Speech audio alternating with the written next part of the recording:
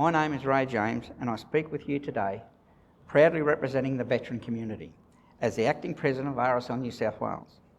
I'd like to begin by acknowledging the traditional owners of the land on which we meet today.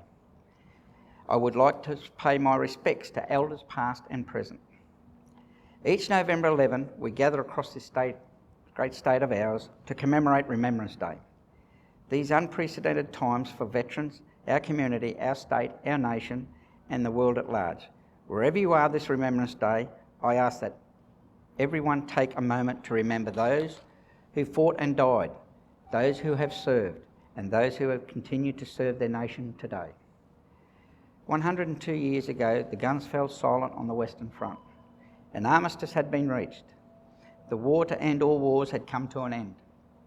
Australia had joined the war in late 1914, when Prime Minister Joseph Cook and the opposition leader Andrew Fisher pledged their full support for Britain.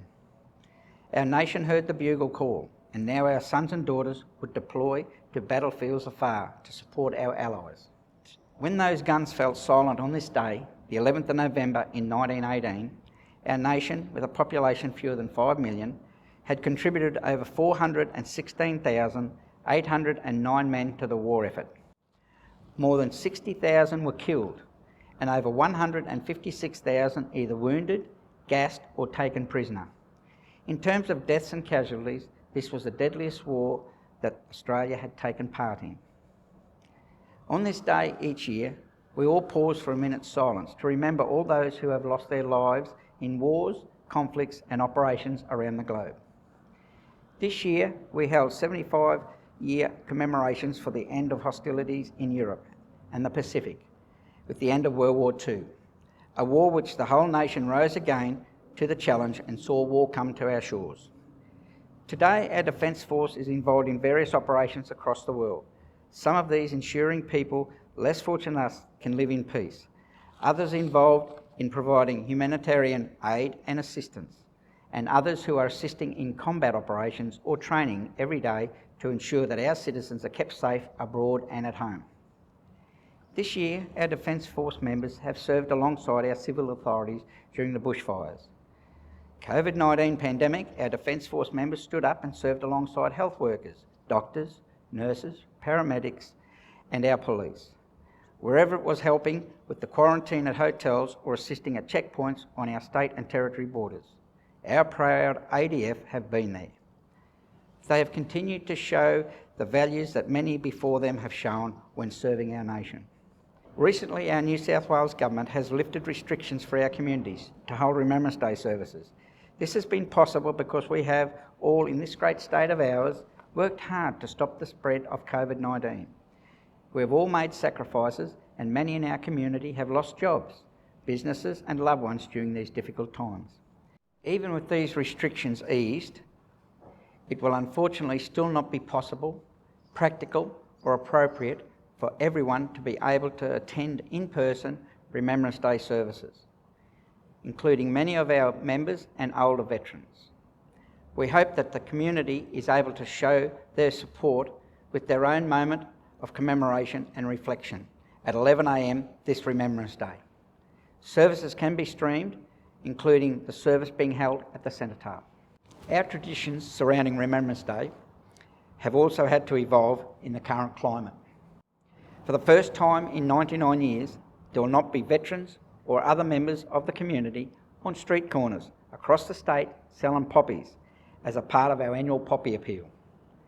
This has now moved online, and we hope that you are still able to support this important fundraising activity by heading to the Poppy Appeal website and planting a virtual poppy. This almost 100-year tradition will continue, but in a new way, reflecting our need to change and evolve. Let us think of Australia back 100 years ago, when the Great War had ended, only a few years before the Spanish flu pandemic caused significant loss of life across the world. Our nation recovered and then suffered again with the Great Depression and then another world war. We are a resilient nation that always works better when we work together as one.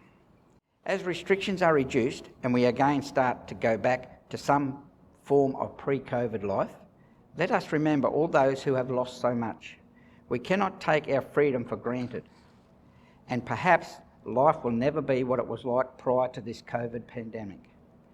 Each of us has lost something. Let us remember that today.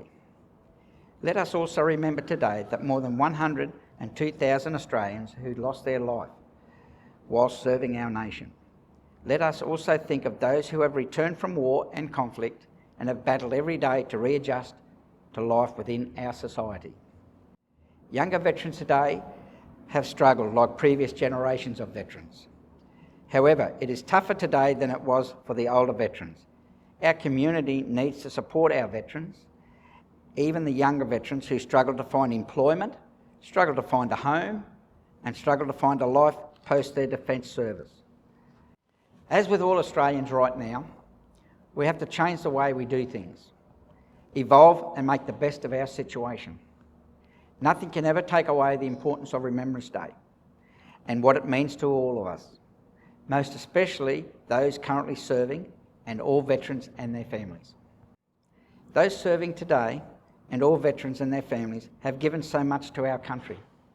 And whilst we are doing things a little differently this year, what will never change is the eternal respect, thanks and admiration the Australian people have for those who protect us.